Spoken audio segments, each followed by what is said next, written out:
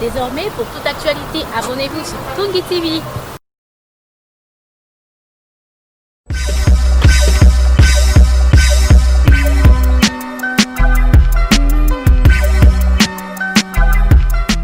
Chers internautes, veuillez vous abonner sur Tungi TV pour ne rien rater dans votre chaîne.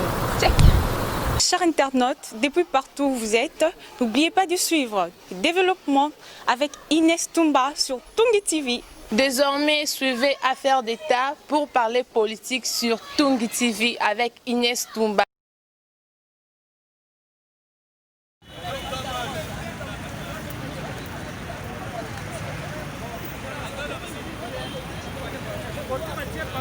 Ça va prendre déjà. Toi là, tu es là pour quand nous avons une photo. Ça va, non?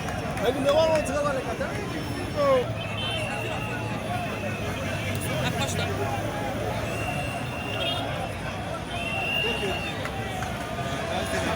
Ça va, on peut l'endossir. Comme ça, le papa. Voilà. Le fait que notre société est de nous, moi, je suis catholique pour proposer une vidéo. Là, on va découvrir voilà, là, on va découvrir c'est un parti politique que je crois après ceci. Donc, il y a une relation parce que le mouvement est de l'accès vraiment très chaleureux. L'autre là-dessus va l'emboîter. En tout cas, tout le monde est tellement motivé, tellement mobilisé. En tout cas, c'est bien sûr appelé lutte au Bolini parce que vous êtes tellement déterminé alors. Absolument. Nous sommes dans Alice Code Bongo. Il y a bâtonné Jean-Claude Mouyambo qui a ça. La minute où nous avons informé Bino Koutou qu'il y a Kangi en otage. Monsieur le bâtonnier, son excellence, plusieurs fois ministres dans ce pays, Kangi est en otage par le gouvernorat du Haut-Katanga pour à Téléméli avec forte énergie. Bon, nomination, n'entérinement. Il y a Ronsard Malone dans la tête, il y a Seni. Tout le monde est motivé. Téléméli Bongo, Ronsard, puisque Ronsard a sali 3 cycles électoraux. Abani au travail Bongo, dans Malumalu, en 2006. À Katisi, en 2011. À Nani Ngoy Mulunda. Ngoy Mulunda, en 2018, dans Corona Inanga. À Sali, on a une officine obscure, par exemple, pour élaborer dans le laboratoire secret. Déjà, victoire Bongo écrasante, il y a FCC, dans la majorité artificielle pour 2023. Alors, tu as vu Bongo T, pour l'année de l'obité. Puisque nous allons plus au peuple, parce que nous avons pouvoir, puisque nous avons légitimité, ok? L'égalité, vous allez l'envoyer en ciment. Vous allez comprendre. Si vous avez téléméli, vous avez dit président de la République. Oui, bon, ça l'a dit. Vous avez dit président de la République, il en va aussi de son intérêt. Puisque lui sera aussi candidat à sa propre succession en 2023. Aujourd'hui, si les élections sont truquées d'avance, c'est lui qui perdra beaucoup plus. Alors le président de la République aussi est derrière nous, le peuple, et vous voyez très bien qu'il n'y a aucun tir depuis bon temps de la Moukaki. La Rotika Maloma Bongo, Nandegolangaï, confrère, maître Cubain, Chimbala. Maître Cubain, en tout cas, Toyoki Bongo, ndenge mwana mboka tukoloba. Kasi tolobi boyo. Mwana mboka Fati aza na pouvoir. Comment on fait sa chance? Quand on va nommer Ronsard Malone dans l'entête Seni, il faut qu'on dise peut-être que ça me justice au état de droit pour récupérer. Mais pourquoi est-ce que vous avez dévancé déjà procédure Rwanda et puis vous avez déjà manœuvre? Vous avez peur de quoi? Oui, c'est un problème. À ça, Congolais, le pôle mais abimi na confession ni bakimbangiso balobaki oza bakimbangisa ça kimbangisa oh catholique oh catholique bazolo balé ça yé mais biso donc on nga tek bila imposer biso président Seni vice-président ya Seni azala lumanu que azala déjà na batumi balé opposition sur un rapporteur et puis une de presse il va se retrouver cash se retrouver nanini na qu'est-ce on se comprend. C'est toujours cash qui perd. Oui, vite. Même la Mouka. Oui. Hein? Ça va commencer maintenant à jouer entre Absolument. Oui, biso tolobi non, pour M. Malonda. On va discuter du système.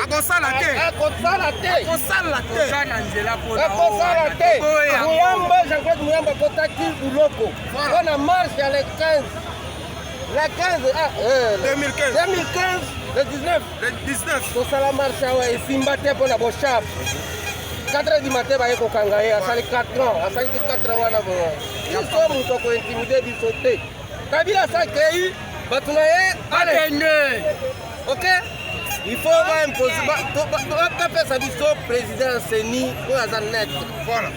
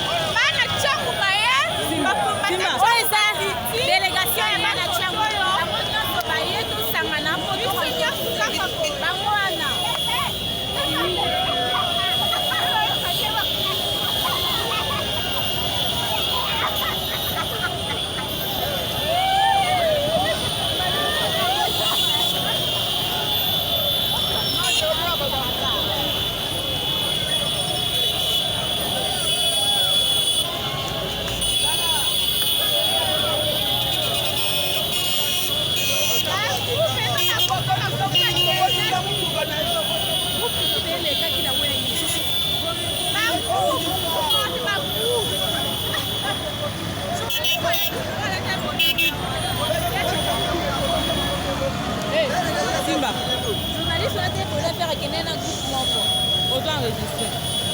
Et comment ça? Tiens les doigts. Comment vous tapez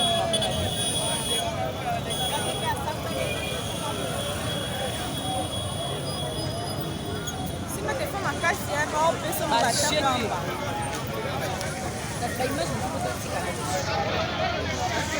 Simba des téléphones.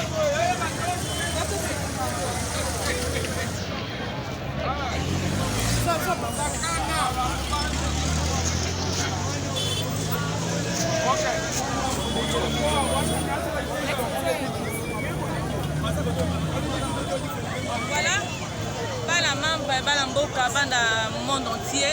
Lelo eza le 9. Je pense que vous sentir ambiance ambiance de libertinage, ambiance de liberté d'expression. Les combattants n'a pas de mboka, c'est-à-dire population mobimba ya République démocratique du Congo, pour manifester. On va dire qu'il est 9 lelo. Il y a un euro à la macam. Il va marcher pour défendre droit na bango parce que tout ça mboka état de droit. Comme une République démocratique du Congo, il y a état de droit. Il y a un lobby, il va revendiquer le droit à bango.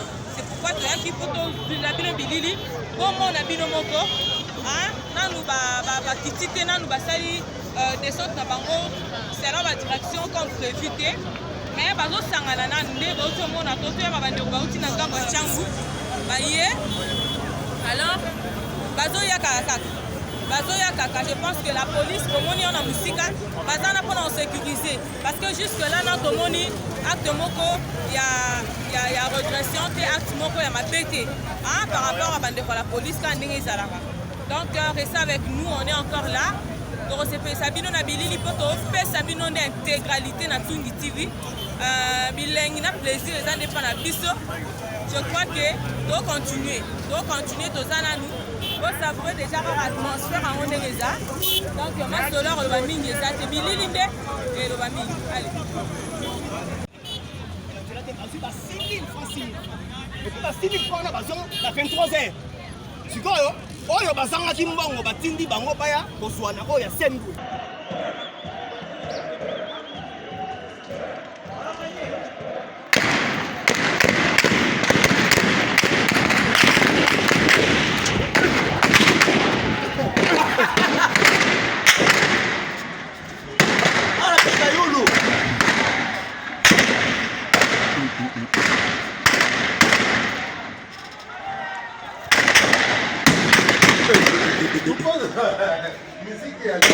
Bango babi ke mutu ala ta ingisa pe perdete donc bango la tera simple nenga biso boye ale ba infiltrer sur biso na kati donc dans les locaux bazosala oyo ezalaka nanu te. D'ailleurs, je lance cet appel à l'Union européenne de venir enlever la cacophonie de M. Kabila avec son FCC. D'ailleurs, la promesse, heureusement l'IDPS est dans le pouvoir, heureusement l'IDPS est dans l'opposition. Ceux qui sont dans le pouvoir, ne va vous sauver, na bango oyo, eleki, nde makamya Jossard malade, et puis Jossard wana c'est un aventurier, donc il y a mutu, au moins il va servir wana. Donc, Azad grand informaticien moko, donc ndenge, baleka na 2006, baleki en 2011. Donc il y a déjà un mécanisme informatique ndenge à contribuer l'élection. Donc c'est-à-dire tellement il y a une machine bien, ce que balingi ba bimisi. Quand ba bimisa après sikoyo, ba dit que Kabila a repostulé en 2023. Donc voilà leur carte. Sikoyo normalement ndenge ba déjà na ba confronter ba loi moko d'ici septembre keni. Après 7 ans. Après ça peuple a reçu 7 ans on dit que Félix a fait une élection comme ça, Kabila a l'équipe de Moski. Alors, de l'autre côté dans la rue, nous allons comprendre le peuple.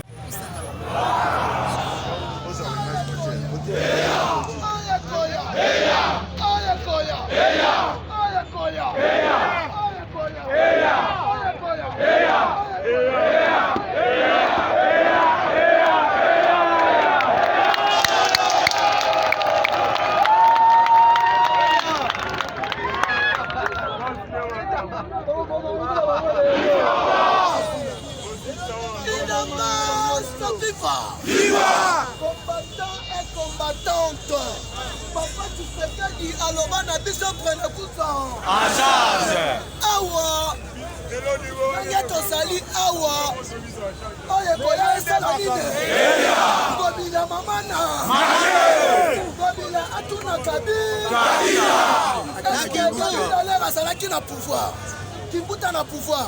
Babangisa biso. Est-ce que le londe tokobanga? Tiaza. Azali. Tombola loboko kangaba.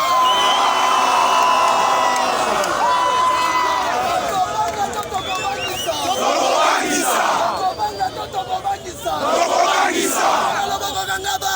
Bas. Na minito sikoyo tozosela. Bandeko na biso mususu ba combattant. Ya changu bana nzela. Ezoya. Ezoya. Biso tuna pala di poko.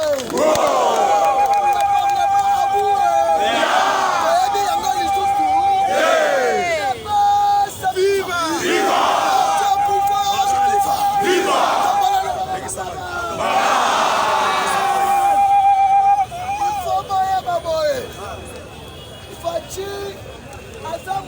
Le peuple d'art. Sikoyo batuana, baza batu ya Kinga-Katina. Est-ce que nous sommes tolérés yango? Tolérés yango ata mukolo moko. Yango lelo. Monsieur Rosar Malonda na se. Toyebi ata mukolo moko. Rosar mamana. Mabundu mamana.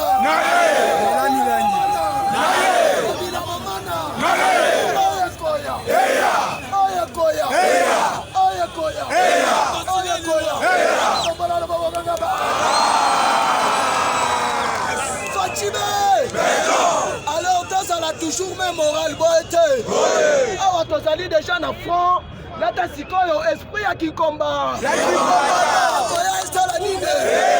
Sana bango lelo tina lifo. OK même morale tozala singa terre.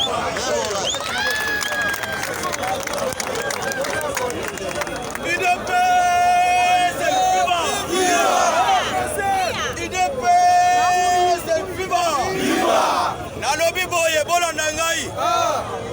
Nalingi kiti ya Janine Mabunda. Na kiti ya Tango Mwamba. Lelo tobi misaya. Est-ce que vous assistez? Viva! Viva! Porte pouvoir, viva! Viva! Na leli kiti ya Tango Mwamba na Janine Mabunda liba. OK, na kiti wana. Justice et combien de pendant combien on va en prison. Hey, oh maman, Kabilo Zabolole.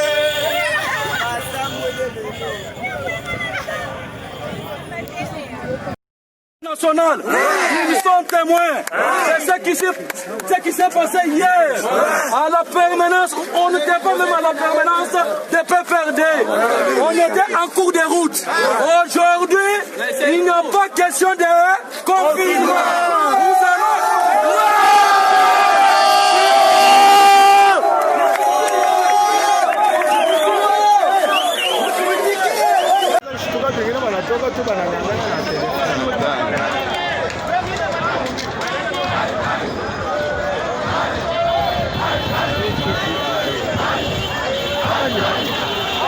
Machipisha. Hapa ni vingi mtu deja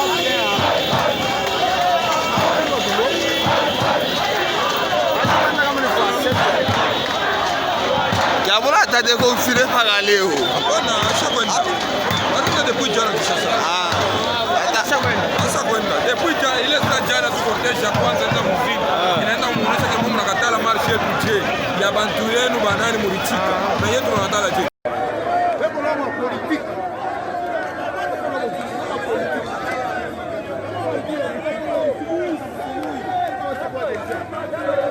Beo Pakiondo. Acha ufunga Pakiondo.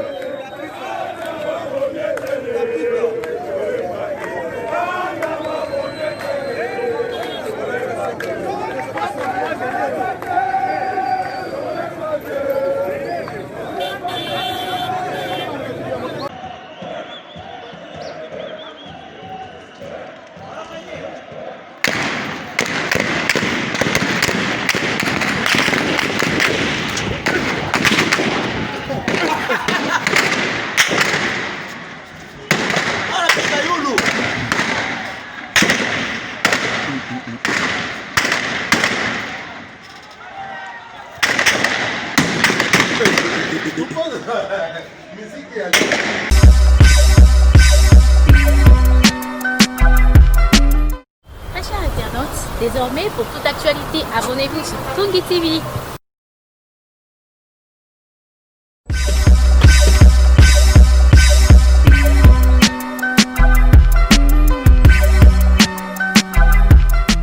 Chers internautes, veuillez vous abonner sur Tongi TV pour ne rien rater dans votre chaîne. Check. Chers internautes, depuis partout où vous êtes, n'oubliez pas de suivre le développement avec Inès Toumba sur Tongi TV. Désormais, suivez Affaires d'État pour parler politique sur Tongi TV avec Inès Toumba.